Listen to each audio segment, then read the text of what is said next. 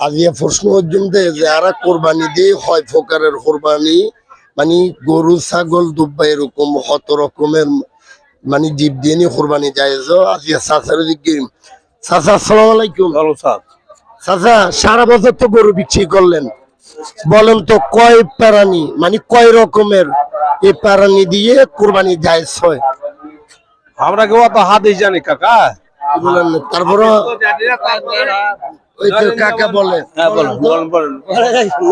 আর বলেন না। এখন ধরেন যে খাসি দিলে কেউ, কেউ মেড়া দিল, কেউ গরু, তিন কেউ দুম্বা দিছে, চার কেউ উট দিছে, পাঁচ আর কেউ গাই গরু দিছে, মহিষ মহিষও দিছে। হ্যাঁ মহিষও দিছে।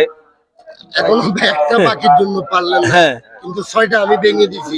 কিন্তু আমরা যারা কোরবানি দিই অনেকজনও জানে না কয় রকমের প্রাণী দিয়ে কোরবানি দেওয়া হয়, এটা জানা দরকার। কি ঠিক আছে ঠিক আছে। অবশ্যই দর্শক আপনারা জানাবেন। কাটো